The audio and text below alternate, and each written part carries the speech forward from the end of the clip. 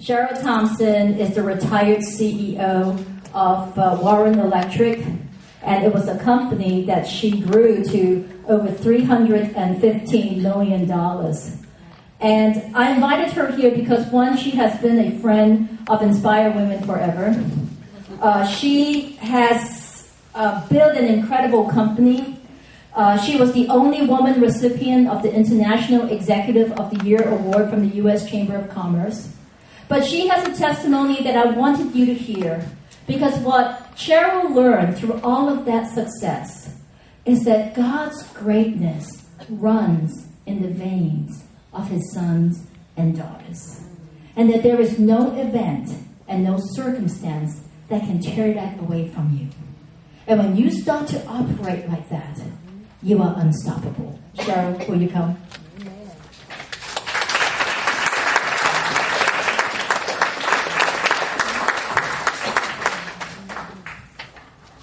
Good evening. Good evening. And my question here is, where are the graduates? They're hiding somewhere. Where are they? There they are. Okay. I'm speaking to y'all. And I don't like to hold microphones. Can you hear me? Okay. Good deal. Anita builds me up. What can I say? I know she builds all of you up. They comfort me. If you ever needed proof that successful leadership through God's grace and mercy can be both surprising and unlimited, take a good look at me. I'm living proof. I'm a native Houstonian, born and raised right here in Houston, attending Woodland Baptist Church in the Heights, and I chose to follow Jesus Christ at the age of 12. Basically, I grew up at my family business, Warren Electric. I learned how to jump rope and ride my bicycle in the warehouse. And by 1969, I was 18. I was a senior in high school. I was pregnant and I was unmarried. When my baby's father finally married me, I gave up my dream of going to college. You see, he hadn't graduated from high school and he didn't want me to go to college and be better than him. Or at least that's what he said. That marriage only lasted a year. My first paying job with Warren Electric was at the age of 19, a divorced mother of one, sweeping the floors and cleaning the bathrooms. Such are the benefits of being the boss's daughter. And through the years, I worked my way through every department. You name it, I did it. My second marriage was to a Marine who had served in Vietnam. He began to have horrible nightmares at the time, and in 1972, they didn't have a name for it. But later it was called combat fatigue flashbacks. He would sleep with a gun under his pillow and wake up screaming and pointing it at me and my 3-year-old son. I got scared. I was fearful. I left. Divorce number 2. When husband number 3 and I were married, he began working for my family business, for my father. That marriage lasted only 10 years until he began having affairs. By 1989, when my father passed away, I had given birth to 3 children. One had died at birth. I'd been married and divorced 3 times. I had started and sold 2 small businesses of my own at night and on weekends while working weekdays for my father at Warren Electric. And I had learned that my father's will was changed prior to his death, eliminating me, his only child, as the owner and president of Warren Electric. Like most entrepreneurs, my father intended to live forever. In fact, he ran Warren Electric till he was 83 years old after a stroke and after being diagnosed with terminal cancer. He made no succession plans for me or my mother.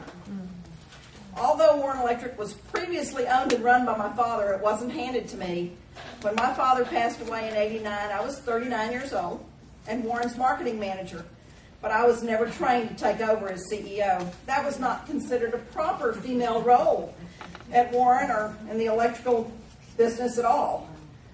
So upon his death, the now former executors of my father's estate took over running the company.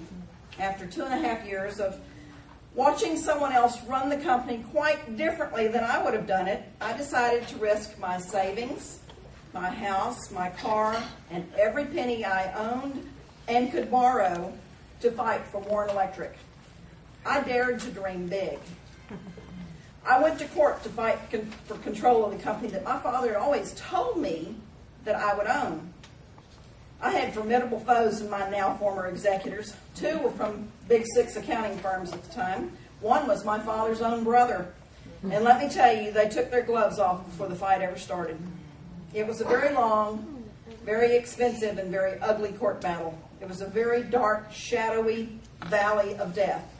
You see, in our court case, they used anything they could against me. As I said before, I was pregnant in high school, married and divorced 3 times. I don't have a college education. And even though I worked through every department of Warren Electric, my father had not officially told anybody that I would be running the company. Add to the fact that my father's will was mysteriously changed 8 weeks before he died, eliminating me or any family member as owner or president. My detractors had a lot of ammunition that they happily used. During the month-long trial, every day I would go home from court feeling as if I had been publicly raped. I would go home from court, crawl into a dark closet, and cry out to God, I can't take this anymore. It was awful. I wouldn't wish that on my worst enemy. Even years later, it affects me. My self-esteem was very low, and I was beginning to believe their opinions of me. I would pray that God would take over the trial and give me strength to get through it. And you know what? He did. I would return each day with my shoulders back, my head up high, and my renewed, you're not going to get the best of me attitude.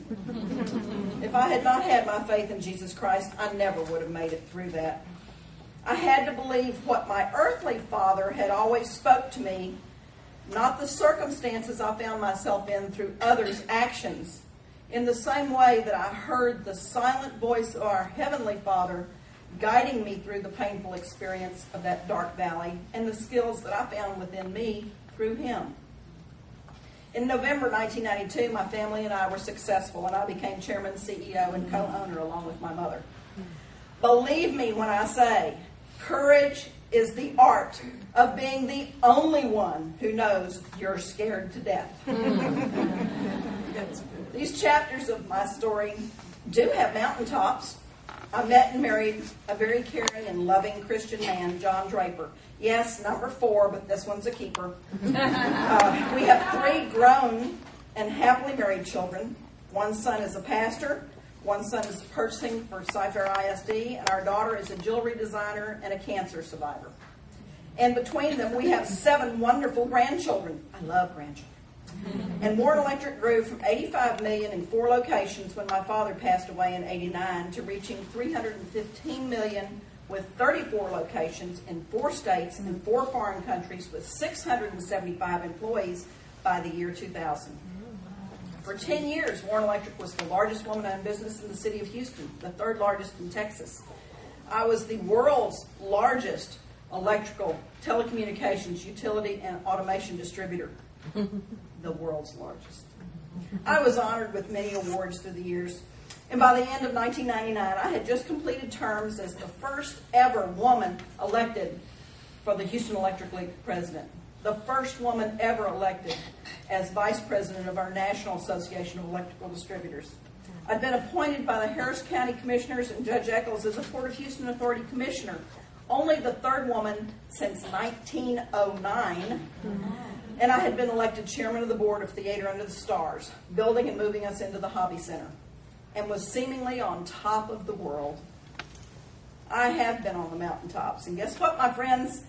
That's not the end of this cowgirl story.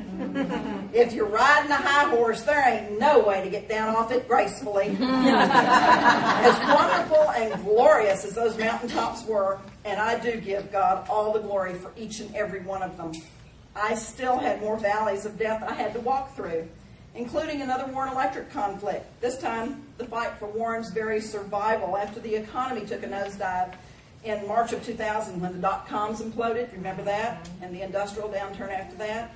I was definitely not on the mountaintops as I had been in 2000. I began tumbling down into that dark, shadowy valley very quickly, and I think I hit every rock on the way down. In 2001, I was fighting hard not to file bankruptcy for my company by selling off branch locations, cutting expenses, laying off a full half of my employees. We had grown very large, and when the downturn came, even though we had never, ever missed a bank payment, ever, we were out of inventory ratios. And I could not reduce size and debt fast enough. I was even trying to sell the whole company. Unfortunately, our largest vendor, Rockwell Automation, Allen Bradley, whose products represented 45% of my business, would not approve the extension of the franchise to a new owner if they didn't approve of the new owner. I had no less than 6 suitors vying for Warren Electric from all over the world, and some of them were Rockwell distributors too. The first offer was for $80 million, and summarily said no to each and every suitor, causing the price to plummet each time. We ultimately sold the company in a courthouse steps bankruptcy sale, December 6, 2002, for $10.5 million, which was not enough to get the bank out whole, much less the other unsecured vendors. My family received zero, nothing. We were in bankruptcy, and there was no one there to bail us out. Summit Electric was the lucky purchaser. For $10.5 million, they got a really good deal. They just didn't get the Rockwell franchise. The fight to save the company from bankruptcy had been long and progressed at a feverish speed, and believe it or not, even after the sale, it wasn't over. The estate of Warren Electric in bankruptcy filed a lawsuit against Rockwell for causing the bankruptcy. That's drug out 6 years. Late last year, the U.S. trustee was successful, and Rockwell settled out of court. My family received a little pittance check, but everybody else was taken care of, and I was vindicated.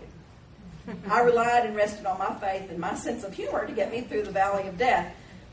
I keep a plaque on my wall that says, "The only thing more overrated than natural childbirth is the joy of owning your own business." So what have I learned through my shadowy death valleys and my marvelous mountaintops, my crises and successes while living out my life's philosophy? Life is 10% what happens to me and 90% what my Lord and I do with it. 4 leadership lessons I've experienced and learned. I've learned early in my life that God is there to redeem us, even if the mess we're in is one we've made ourselves.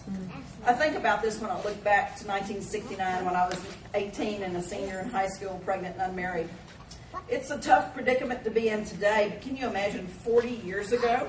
Especially when I was an only child of older parents, and my parents were respected pillars in the community and in the Southern Baptist Convention. There was pressure on me to have an abortion, and it came from people I would never have imagined would give me that advice, the pastor of my childhood church and my own father, to end the pregnancy, to get on with my life so as not to embarrass my parents. I just knew I couldn't do that. I felt the hand of God leading me to decide to have the baby. And no matter how uncomfortable and awkward things were, I've never regretted it. At the time, I didn't know how things would turn out. For a young teenage girl, that was my very first very dark valley. But I just knew God was in charge.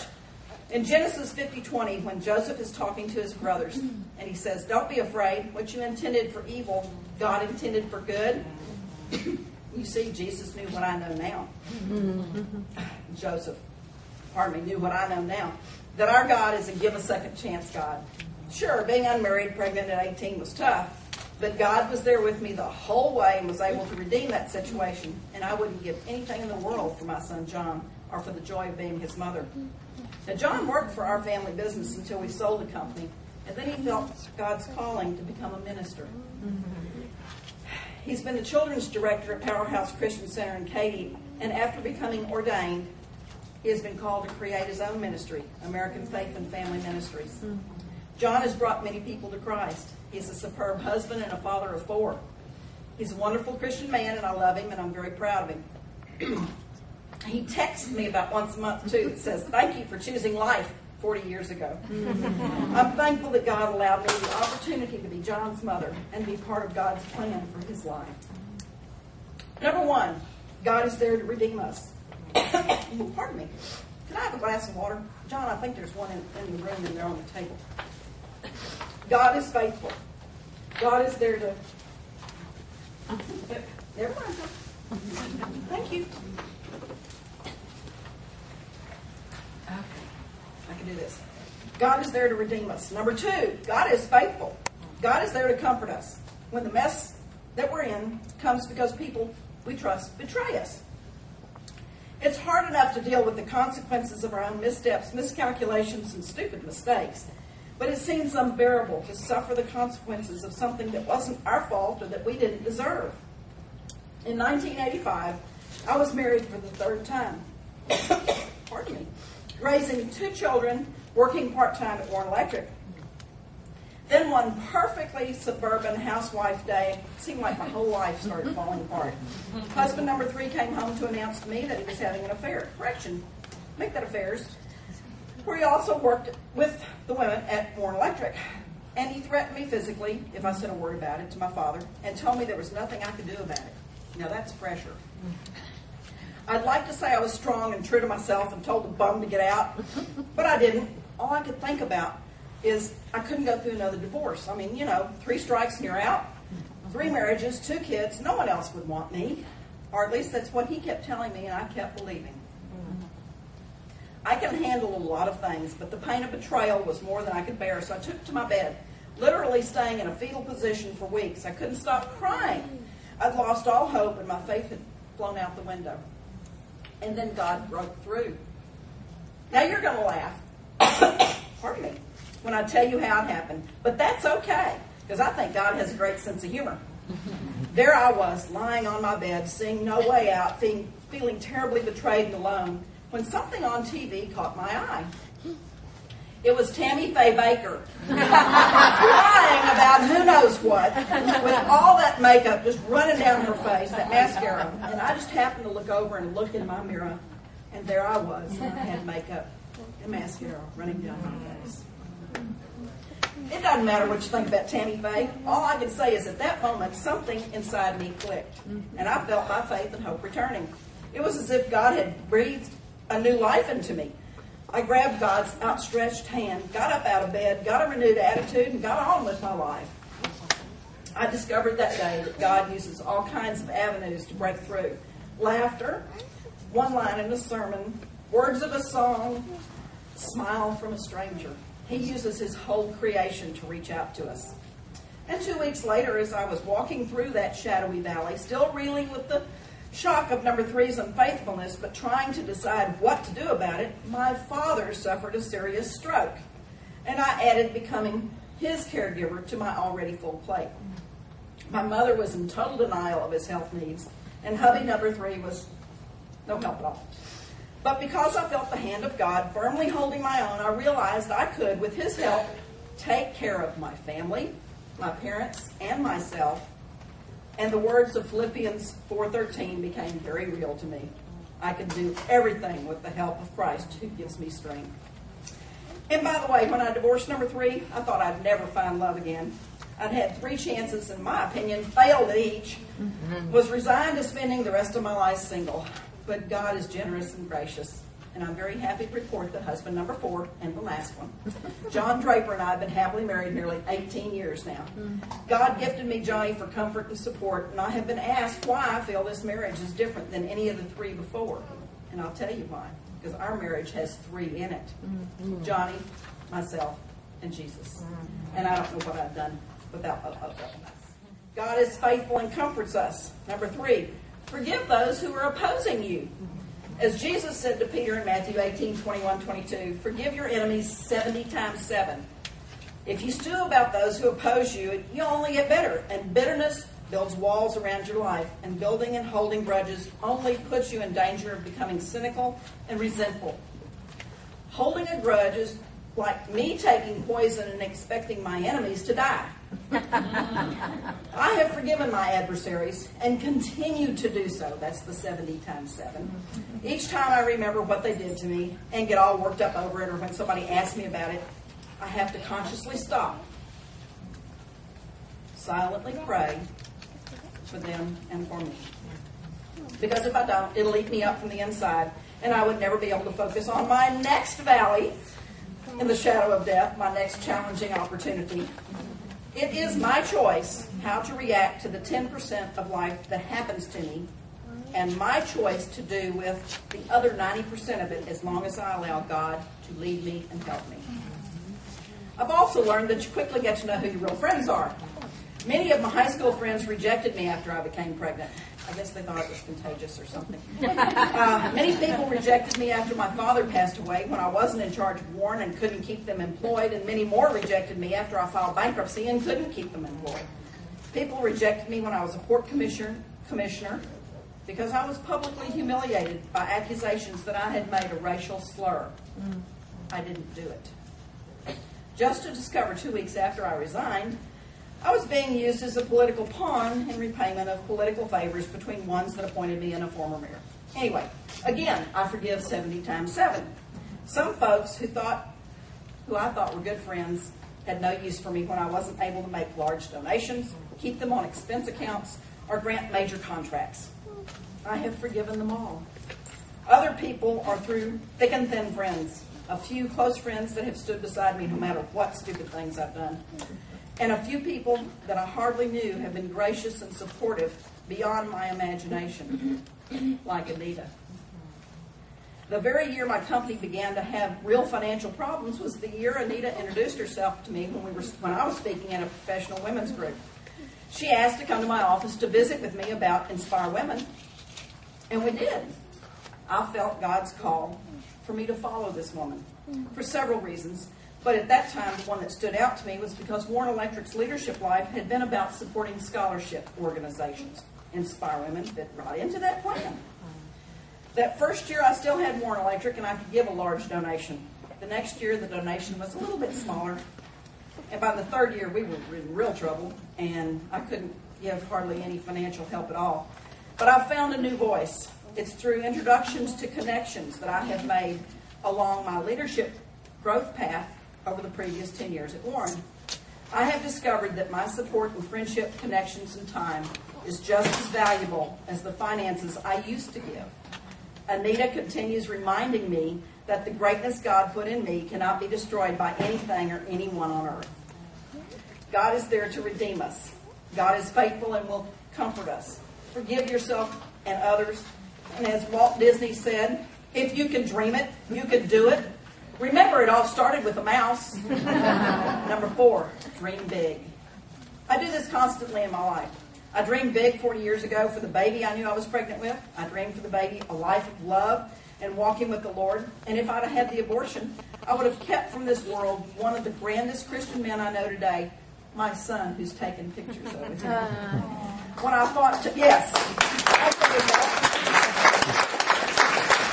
when I thought to gain control of Warren, my father's executors, I dreamed I could gain control of the business for my family, and I did. Had I lost that battle, I would have been living on the streets in Houston under a bridge. Not for very long, but I would have. I dreamed of developing Warren Electric into the largest woman-owned electrical automation, telecommunication, utility, and distributor company in the world, and I succeeded. I dreamed big when I accepted the appointment as the Port of Houston Authority Commissioner. I used my leadership skills that I'd gained and developed at Warren Electric to create a small business program for the port, bringing over 35% of the port's business to small, minority, and women-owned businesses. My leadership service to you was a success. And during these last 7 years without Warren, I've created a few more businesses. Some people would label me an incurable serial entrepreneur. Remember, the challenges, the dark, shadowy valleys of death in our lives are not here to stop us. The mountaintop climbs and the valley descents are here to help us grow, as well as the earthquakes, the rock slides, and the plateaus between. They are all God's blessings, too. So I'll leave with you Hebrews 12:1.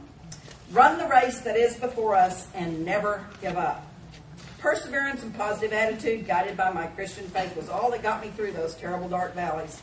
I had to be willing to dream big, risk everything I have to change my mindset, to allow myself to be transformed by our Lord into a successful leader entrusted to build those big dreams. Leadership is a gift that no one can take from you. God entrusts that greatness to you to change the world.